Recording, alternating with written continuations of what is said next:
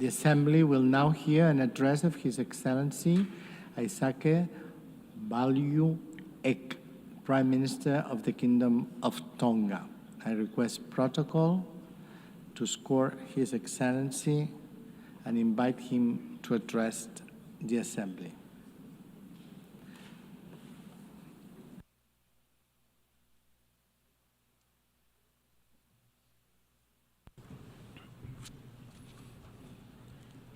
Tapu moe o tua mafi o ko whio i ho taulotolo Tonga. Distinguished heads of state and heads of government, His Excellency Mr. Antonio Guterres, Secretary General of the United Nations, His Excellency Ms. Annette Baerbock, President of 80th United Nations General Assembly, distinguished delegates, distinguished ladies and gentlemen. Mr. President, allow me at the outset to bring warm Māloelelei greetings from His Majesty Government and the people of the Kingdom of Tonga. It is indeed with profound honor to address this esteemed Assembly at its 80th session. First, I wish to congratulate Your Excellency on assuming the esteemed presidency of the 80th session of the United Nations General Assembly. We commend you, President on our election, to preside over this session, and we pledge our full support to your leadership. I take this opportunity to also thank your predecessor, His Excellency Philemon, for his able leadership throughout the durations of his mandate.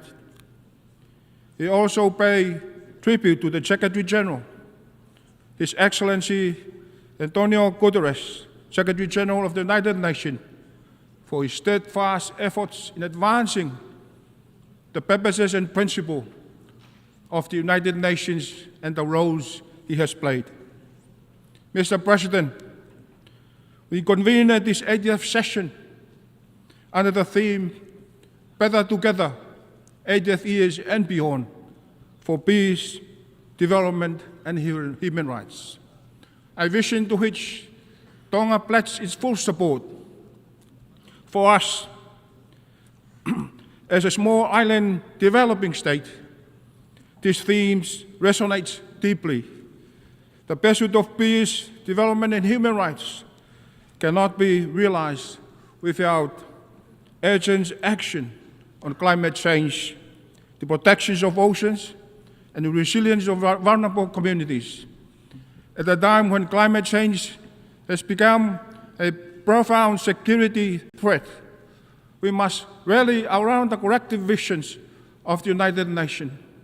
For only through solidarity and shared responsibility can we safeguard our planet, uphold the dignity of all peoples, and secure a sustainable future for generations to come. As I stand before you in commemorating the 80th anniversary of the United Nations, I am pleased to share that Tonga will soon celebrate 150th anniversary of our Constitution on 4th of November 2025. Constitution Day is a profound reminder of our sovereignty, unity, and enduring independence. Proclaimed in 1875 by His Majesty King Tupou I, our Constitution laid foundation for justice, the protection of land, and the rights of people. As we mark its 150th anniversary, we celebrate not only a historic milestone, but also a living legacy that continues to guide our nations and inspire our future generations.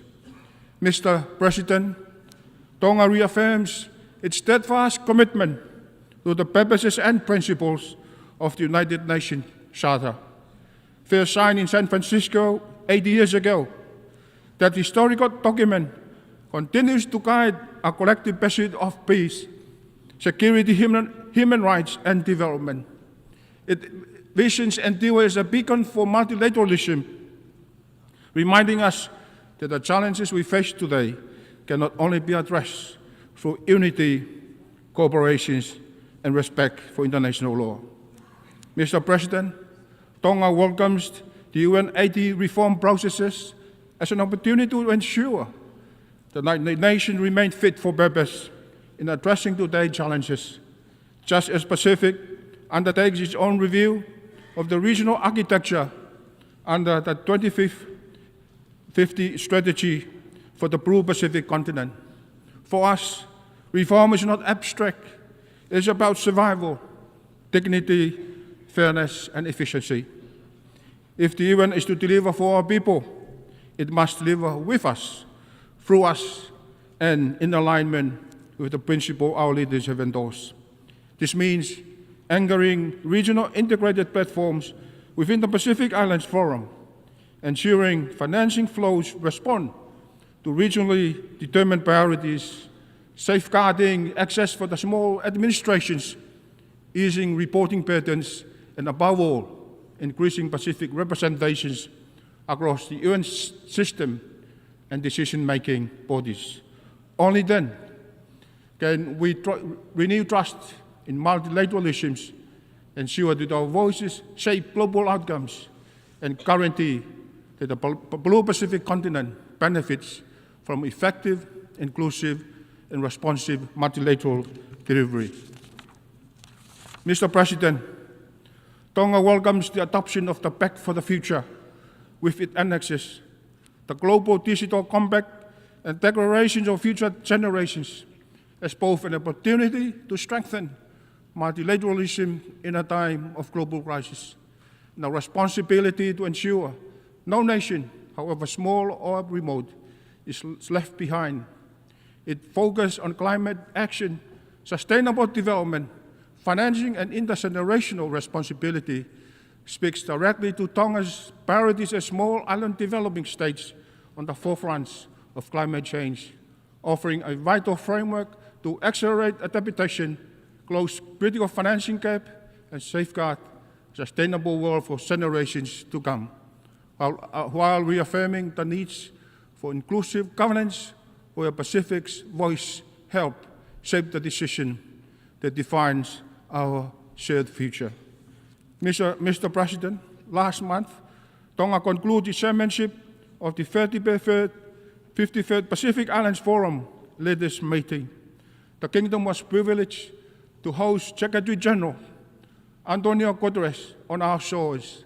His attendance as a special guest reaffirmed the deep partnership between the Pacific and United Nations, and further strengthened our belief in the indispensable role of this organization. Tonga tenure as a chair was highly significant, both symbolically and practically. Our representations here at the United Nations as chair afforded Tonga the opportunity to assume a leadership role within the Pacific family, guiding collective priorities and setting the tone for regional cooperations. It enabled us to play a pivotal role in reinforcing Pacific solidarity, ensuring that both small and large island states stood together in a negotiation with global partners. It also amplifies Tonga's voice in international diplomacy by carrying the mandate and collective position of the Pacific regions. Above all, it left us with a legacy for resilience and provided a vital platform for advocacy on issues central to our people's survival and well-being. Mr. President, for small island states, one of the most pressing issues remain the existing threat of climate change. For Tonga, this is not a remote threat, but unfolding reality that threatens to erase decades of development gains and imperils the very existence of our island. We therefore continue to call for urgent, ambitious, and concrete climate actions from the national community, action grounded in the principle of equity, justice, and common but differentiated responsibility.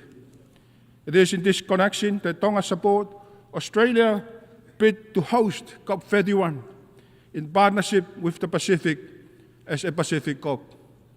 see this as an unique opportunity to bring the voices of small island developing states to the forefront of the global climate agenda, ensuring that the realities of our peoples are not only heard, but drive the urgency of action. Hosting COP31 in our regions would symbolize a global commitment to climate justice and amplify the call for solutions that safeguards the most vulnerable. Mr. President, Tonga has welcomed the landmark advisory opinion of the International Court of Justice on 23rd July, a historic decision affirming that climate change is not only an environmental crisis, but also a profound challenge to international law, human rights, and the survival of our island nations. For Tonga, this opinion is more than a legal milestone. It is a moral victory that amplifies the voices of the world's most vulnerable, strengthens our call for urgent actions to cut emissions, accelerate adaptations, and deliver on lost and damaged finance, and reinforce our shared duty to secure climate justice, resilience, and protections for present and future generations. It also affirms small island developing states a special case for sustainable development. The use of the Multidimensional Vulnerability Index, MVI, more managed approach to international financial standard, and recognize the need to scale up ocean finance. Mr. President, Tonga welcomes the Comprising de Sevala adopted at the 4th International Conference on Financing for Development earlier this year. For Tonga, this commitment is especially significant. It calls for a more inclusive, fair, and transparent global financial system, one that better responds to realities of countries most at risk, including smaller island developing states. This speaks directly to Tonga's priorities, mobilizing equitable financing for climate resilience, disaster preparedness, and sustainable development, addressing that sustainability and ensuring that no country is left behind because of its size, geography, or vulnerability. We see this as a framework that can help transform inequality into opportunity and reaffirms our goal for development finance that delivers for our people and for our future generations.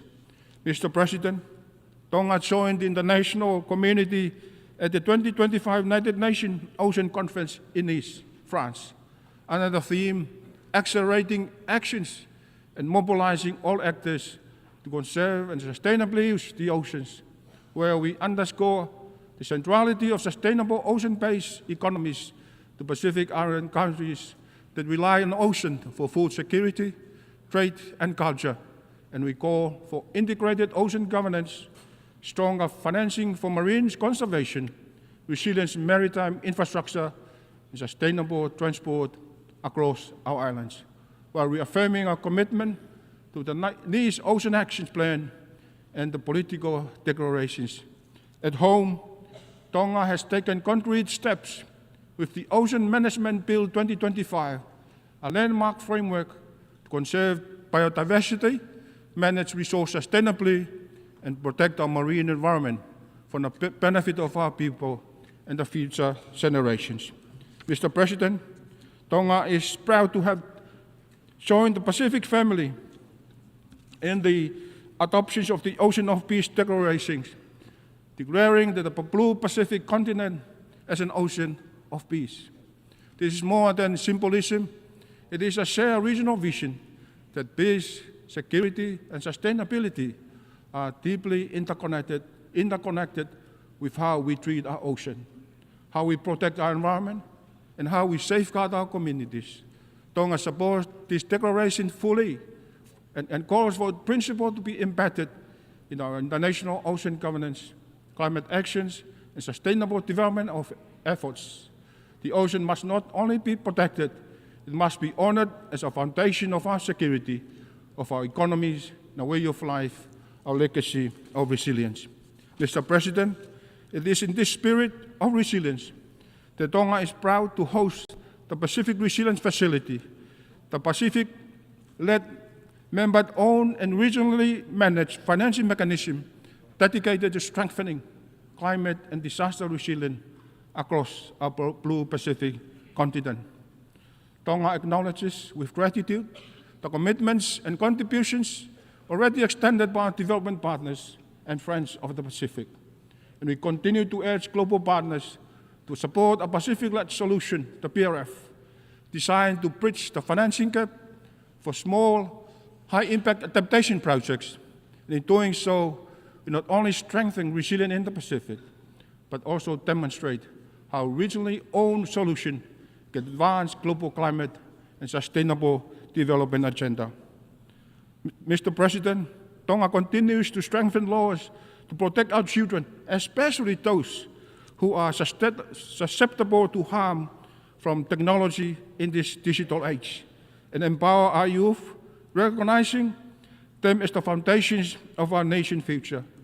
Remain firmly committed to safeguarding public health and addressing the dual threats posed by the scourge of drugs and the rise of non-communicable diseases.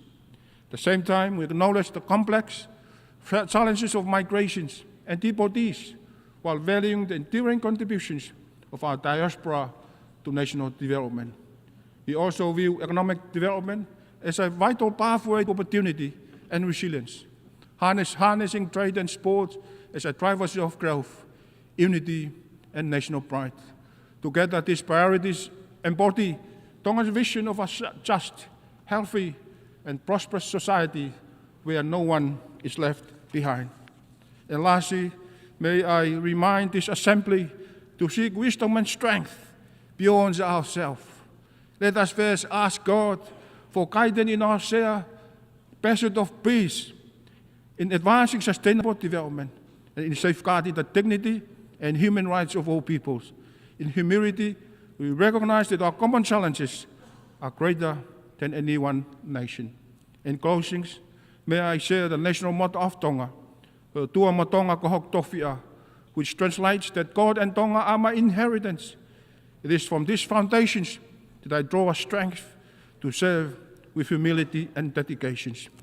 A reminder that with faith, solidarity, and collective actions, we can rise to above and beyond, turning trials into pathway for hope, guided by compassion and a spirit of service to humanity. God bless United Nations. Malo Aupito. Thank you.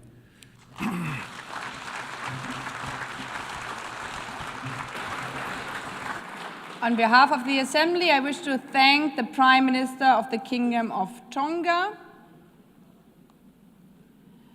I now give the floor to His